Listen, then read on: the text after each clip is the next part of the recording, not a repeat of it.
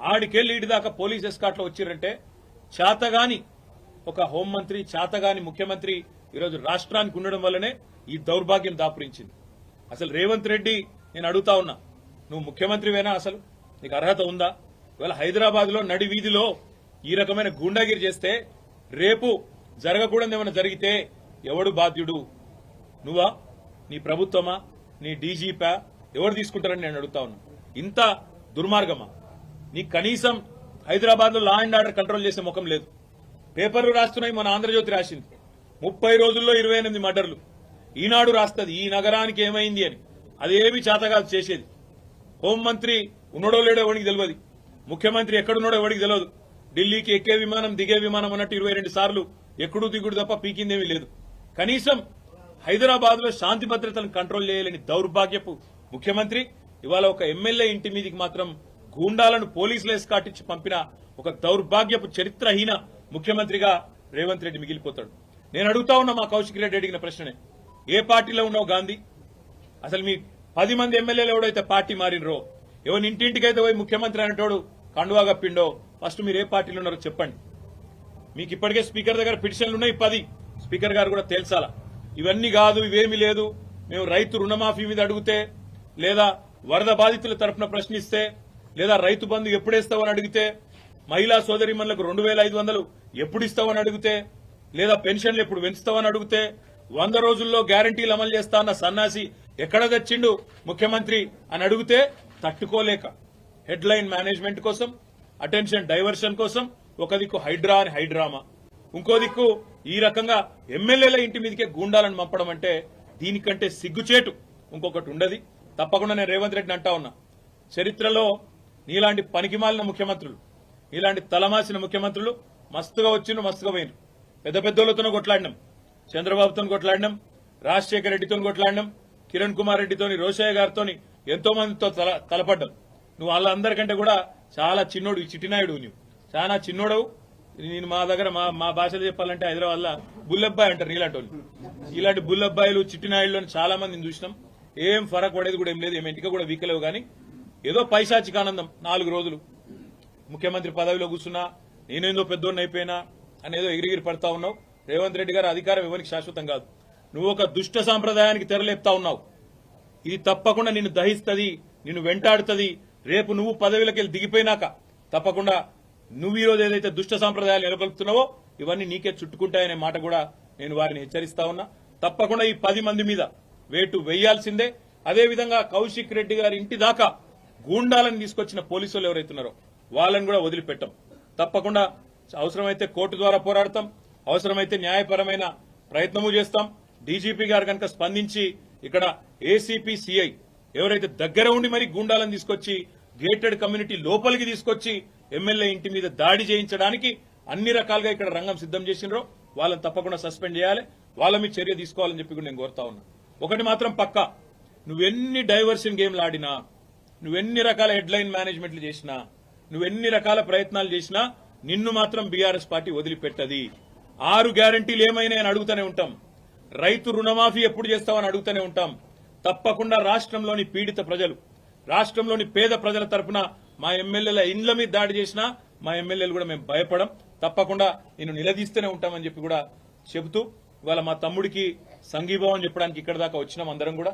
తప్పకుండా భవిష్యత్తులో కూడా ఏ ఒక్క నాయకుడు, ఏ ఒక్క కార్యకర్త మీద ఎక్కడ ఇలాంటి సంఘటన జరిగినా అందరం కూడా అందుబాటులో ఉంటాం, అందరం కూడా తప్పకుండా తరలి వస్తామని చెప్పి కూడా తెలియజేస్తూ, మొన్న ఇక్కడికి వచ్చిన హరీష్ రావు గారిని, మా గౌరవ సీనియర్ శాసనసభ్యులందరినీ కూడా తలకొండపల్లికి తీసుకుపోయి, ఇంకెక్కడెక్కడికో తీసుకుపోయి అష్టదిగ్బంధం చేసి ఎక్కడెక్కడికో తీసుకుపోదామనుకుంటే ఎక్కడికక్కడ ప్రజలు స్వచ్ఛందంగా వేలాదిగా ముఖ్యమంత్రి సొంత జిల్లాలోనే ప్రభుత్వానికి చుక్కలు చూపెట్టినారు.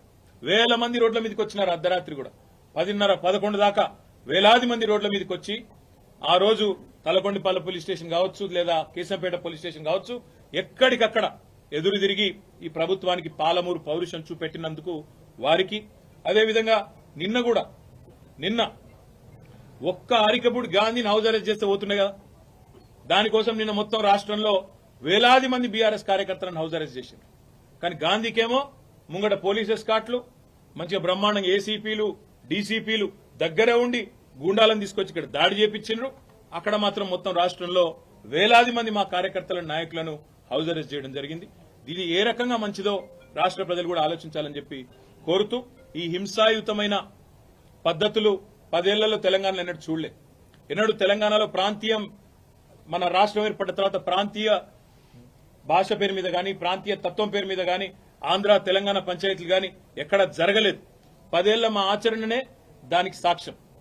మేము చెప్పినాం, తెలంగాణ వచ్చిన తర్వాత ఈ పంచాయతీలకు మనకు టైం ఉండదు, అభివృద్ధి సంక్షేమం దాని మీదే ఉంటామని చెప్పినాం, అట్లే నడిపినాం. కానీ ఇలా హైదరాబాద్ లో ఈ పనికి మాలిన ముఖ్యమంత్రి నాయకత్వంలో కొత్తగా ప్రాంతీయ తత్వాన్ని కూడా రెచ్చగొట్టే విధంగా చిల్లరమల్లర ప్రయత్నాలు చేస్తా ఉన్నారు. ఇవేవి చెల్లవు రేవంత్ రెడ్డి.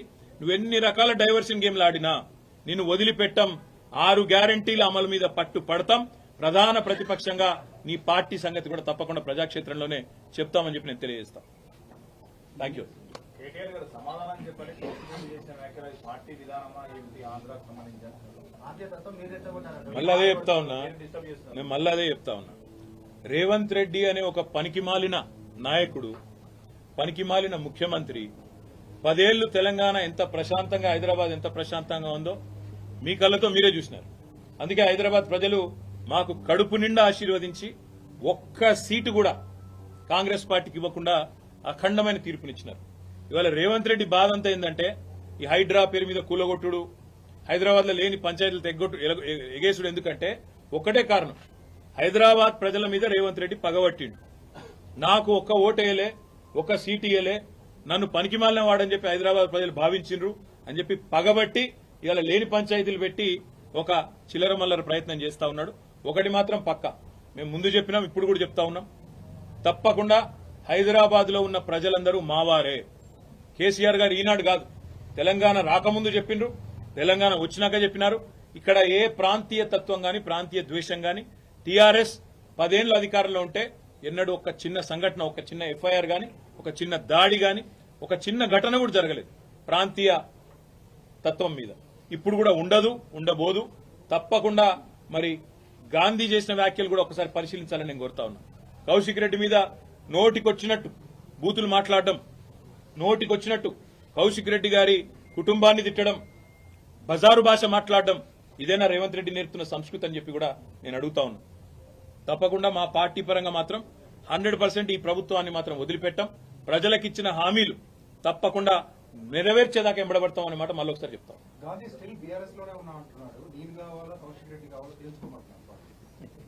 దీన్ని కామెడీ అంటారు. ఎందుకంటే మీరు అడగడంలోనే కామెడీ. నేను చూసిన ఆయన, నేను ఏదో సమావేశం పెడతా, మన్ను పెడతా అంటే విలేకరులే అడుగుతారు, ఏ పార్టీ సమావేశం పెడతావు సార్. ఇప్పుడు కొంతమంది ఎట్లయిపోయారంటే రాజకీయాల్లో కమెడియన్స్ కంటే ఎక్కువ హాస్యాన్ని పండిస్తా ఉన్నారు. ఆయననే పెట్టుకుంటాడు, నేను చేరిన కాంగ్రెస్ లా అదేదో రేవంత్ రెడ్డి ఏదో పీకి పందిరేసిండు, హైదరాబాద్ లో ఏదో చేస్తాడు, నేను అందుకే అందులో చూస్తున్నా అన్నాడు. నేను అడుగుతున్నా గాంధీని, నువ్వు మొన్న ఎలక్షన్లు ఏం చెప్పినావు శేర్లింగంపల్లి ఓటర్లకు? 9,500 కోట్ల రూపాయలతో కేసీఆర్ గారు, కేటీఆర్ గారు హైదరాబాద్ అభివృద్ధి చేసిండు, మా శేర్లింగంపల్లి అభివృద్ధి చేసిండు, అందుకే ఓటు అడుగుతున్నా అన్నావు. మరి నేను అడుగుతున్నా గాంధీని, నువ్వే కదా కాంగ్రెస్ లో పోయినావు, 9,500 కోట్ల అభివృద్ధి, మరి 9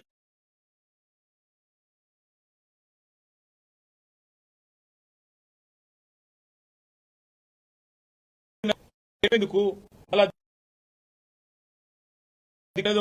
దానికి